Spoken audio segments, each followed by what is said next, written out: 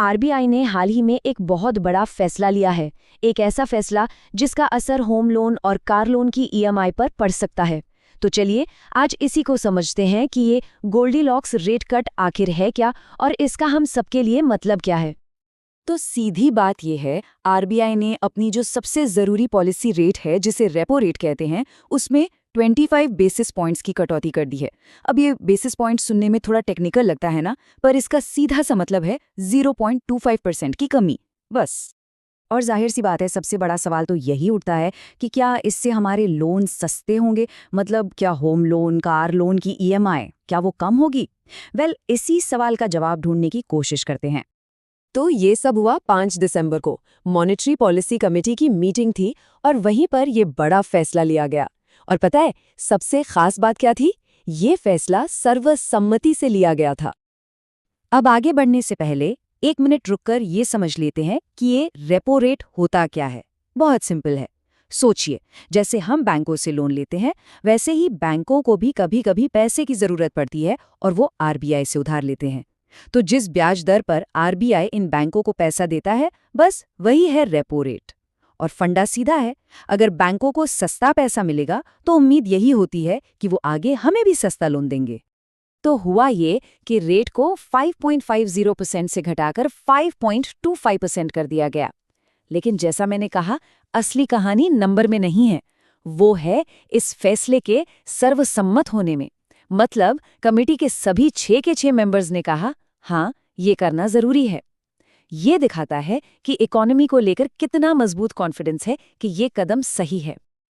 अब जरा इस पर एक नजर डालते हैं। ये रेपो रेट का पूरा सफर दिखाता है, और सच कहूं तो ये किसी रोलर कोस्टर राइड से कम नहीं है। देखिए, कोविड से पहले रेट काफी ऊपर था, फिर महामारी आई, इकोनॉमी को सपोर्ट देने के लिए इसे एकदम नीचे लाया गया। उसके बाद महंगाई बढ़ी तो उससे लड़ने के लिए रेट को फिर से ऊपर चढ़ाना पड़ा, और अब जाकर इसमें थोड़ी नरमी देखने को मिल रही है। तो सवाल यह है कि अभी क्यों? मतलब अब ऐसा क्या खास हो गया? तो आरबीआई गवर्नर ने एक बहुत ही दिलचस्प शब्द इस्तेमाल किया।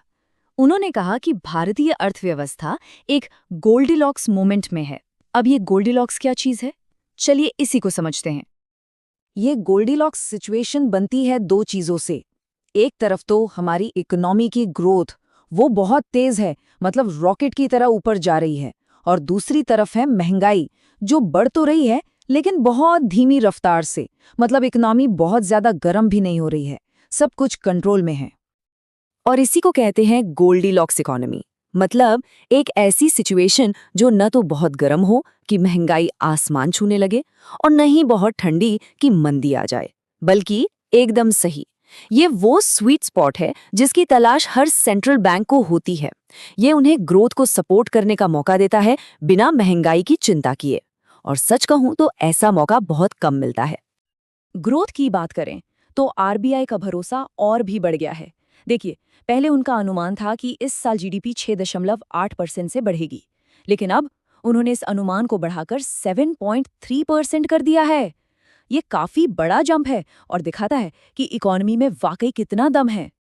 और वहीं दूसरी तरफ महंगाई के मोर्चे पर भी अच्छी खबर है। तीसरी तिमाही के लिए जो महंगाई का अनुमान था, उसे काफी कम कर दिया गया है। ये जो डिसइन्फ्लेशन का ट्रेंड है ना, ये उसी को कन्फर्म करता है। मतलब कीमतें बढ़ तो रही हैं, पर उनके बढ़ने की जो रफ्तार है वो धीमी हो रही है। लेकिन रुकिए, कहानी सिर्फ रेट कट पर खत्म नहीं होती। क्योंकि देखिए, सिर्फ रेट कम कर देना ही काफी नहीं होता। असली खेल तो ये है कि इसका फायदा आम आदमी तक पहुंचे, और इसके लिए आरबीआई के पास एक पूरा एक्शन प्लान है। तो ये एक 3 स्टेप स्ट्रैटेजी है। पहला कदम तो वही है, रेट कट। दूसरा, आरबीआई बाजार से सरकारी बॉन्ड खरीदकर सिस्टम में करीब 1 लाख करोड़ रुपए डाल रहा है।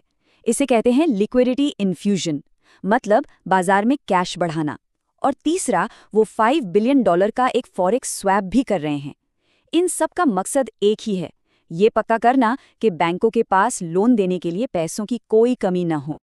और इन सब कदमों का जो असली गोल है, वो है पॉलिसी ट्रांसमिशन को पक्का करना। ये एक पुरानी दिक्कत रही है।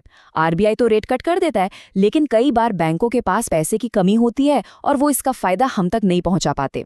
तो आरबीआई इस बार ये पक्का कर रहा है कि वो जो दीवार बीच में आ जाती है ना, उसे हटाया जाए। तो ठीक है, प्लान तो समझ आ गया, लेकिन अब बात करते हैं सबसे जरूरी सवाल की कि इसका बाजार पर और हम सब पर क्या असर पड़ने वाला है। तो देखिए, उम्मीद ये है कि इसका असर कई लेवल पर देखने को मिलेगा। सबसे पहले तो होम लोन, ऑटो लोन या कंपनियों के लिए जो लोन हैं वो सस्ते हो सकते हैं। खासतौर पर जिनके लोन फ्लोटिंग रेट पर हैं, उनकी ईएमआई में थोड़ी राहत आ सकती है। इसके अलावा शेयर बाजार के लिए भी ये एक पॉजिटिव खबर है और बैंकिंग सिस्टम में पैसा बढ़ने से इकोनॉमी को और सपोर्ट मिलेगा। हाँ, लेकिन एक बात ध्यान में रखने वाली है, आरबीआई ने अपने रुख को न्यूट्रल बताया है। अब इसका क्या मतलब है? इसका सीधा सा मतलब है कि वो आगे के लिए कोई वादा नहीं कर रहे। उन्होंने अपने सारे ऑप्शन खुले रखे हैं। अगर आगे चलकर हालात बदलते हैं तो वो रेट बढ़ा भी सकते हैं और घटा भी सकते हैं। सब कुछ आने वाले डेटा पर डिपेंड करेगा। तो माहौल तो अभी काफी पॉजिटिव लग रहा है, लेकिन इसका मतलब ये नहीं कि आगे का रास्ता एकदम साफ है। कुछ जोखिम और चुनौतियां भी हैं जिन पर नजर रखनी होगी।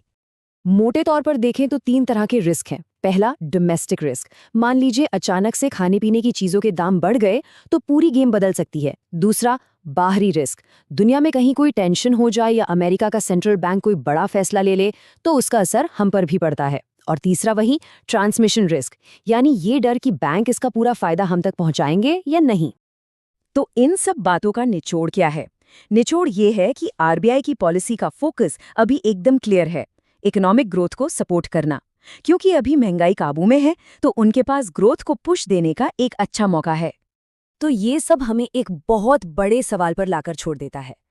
भारत का ये जो गोल्डीलॉक्स दौर चल रहा है, ये जो एकदम सही वाला पल है, क्या ये टिक पाएगा? आने वाले समय की अनिश्चितताओं के बीच क्या हम इस सुनहरे संतुलन को बनाए रख पाएंगे?